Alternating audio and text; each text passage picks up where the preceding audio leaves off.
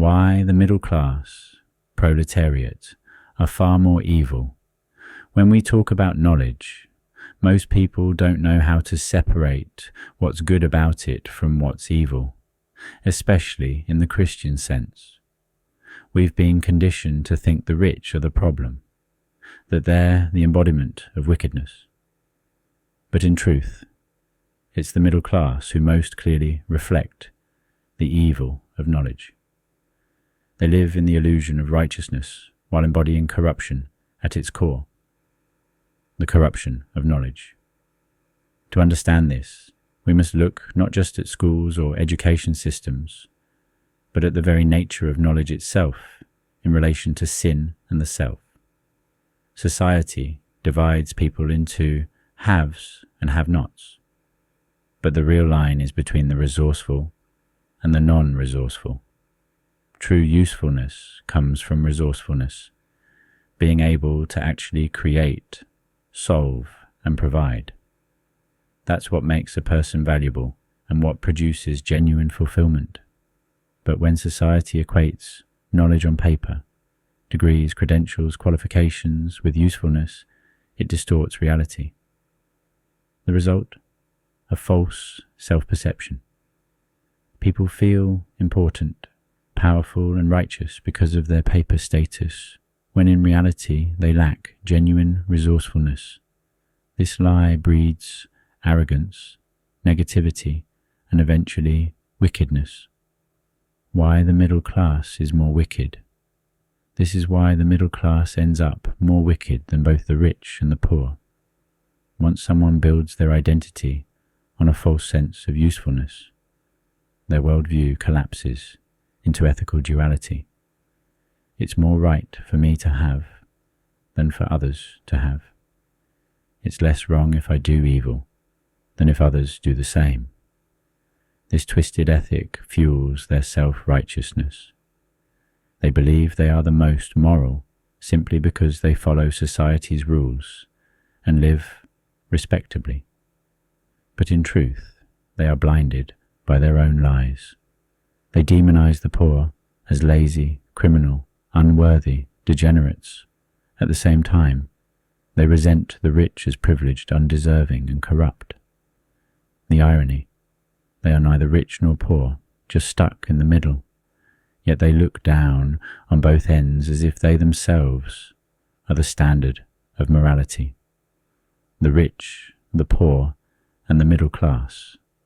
The good rich recognize their abundance doesn't define them, and so they remain humble and closer to God. The wicked rich glorify themselves through material wealth and hierarchy. The good poor know they can live without material things, which humbles them and draws them closer to God. The wicked poor justify theft and sin, claiming poverty excuses their evil. The middle class combine the worst traits of both, the pride of the rich and the self-justification of the poor, wrapped in false religiosity and Christ's warning.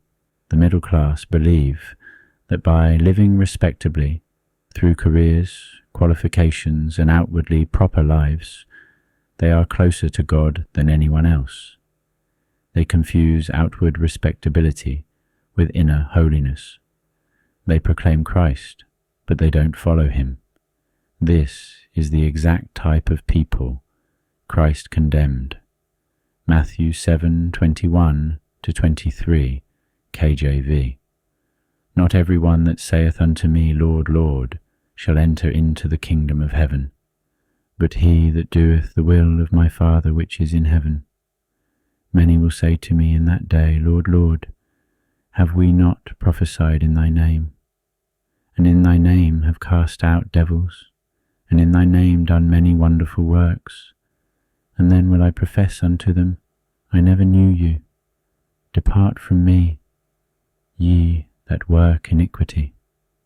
The middle class, living in false ethics, false knowledge, and false religion, are exactly those Christ was speaking about. They are outwardly righteous, inwardly blind, and therefore more dangerous than either the rich or the poor. So how exactly should the good middle class live? Those who are prone to sinning because they like the ways of the world.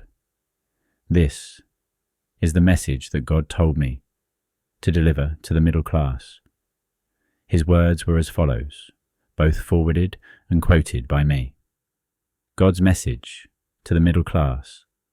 This forward is inspired by St. Peter Cephas, 1 AD to 79 AD. Do not gloat in your own pride, ridiculing the poor for being poor. Neither should you despair in what you lack, despising the rich for being rich. Instead, find joy in your work, and know that in doing so, you are also serving the Lord.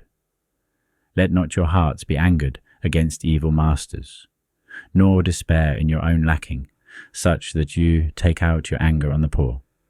But know this, the Lord is pleased by those who are pleased in him, and by those who keep to his commands.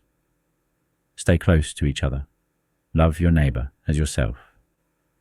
Keep him close to you at all times, and not in the ways of the world, so that you may follow his decree. Surrender your body and yourselves to him, and he will keep you in calm waters for the rest of your days. This is what the Lord said to me. Let those who may hear, hear, and those who may not, enter eternal darkness. For I will not be with them, even to the days of the end of the earth. They shall cast me aside, and fall into the red pit of fire, where flesh does not burn and the ground cannot be stood upon. For it is I, the Lord, who redeems, who delivers, and who saves those who follow my way. Seek eternal life, not the ways of the earth and the ways of its people. For it is I, the Lord, who shall determine which way leads to hell and which way leads to heaven. Listen to me at all times. Listen to me fully. And do not be afraid. Be calm, and do not let the darkness deceive you from my light. Do not let the coldness deceive you from my warmth. Do not let the shame deceive you from my love. And do not let the word of the devil deceive you from mine. Come to me, and my kingdom shall be yours. You will dwell in eternal blessings and eternal praise for all the days to come, which shall never end. All the light that is eternal, all the love that is eternal, and all the life that is eternal, praise and peace be to you who hear and to you who follow. For my kingdom is yours forever. Woe to you who choose to keep a blind eye and a deaf ear, for your days are in the pit of darkness, where there shall be brooding and never-ending shadow, where breathing is difficult and screaming is futile, where there is no light and only shame and sorrow, where there is no direction and no ground to stand upon, and where there is no path to follow. For those are your days coming in the end of times. Be still and do not worry, for I am the Lord. I am here with you, and I am here to guide you, where there is no gnashing of teeth, and where there is only love, only goodness, and only fruit that is new and fresh, where all cleanliness prevails, where there is no darkness, but more life, where the waters are plenty to wash away the seas, where the grounds are made of marble, and the trees grow luscious fruits, that fulfill and nourish you at all times and all days, where all sounds are pleasant, and all music is music to the ear, where there is no worry and no death, and where there is only life, only light, only purity, only cleanliness, and only goodness. Peace be with you. Oh, peace be with you. For how blessed are your days, and how blessed are your ways. It is God who carries you on his palm like a child, and gently places you upon a mountain, where he looks over you above his shoulder, and shows you his entire kingdom, where you see the lovingness of God. and the purity.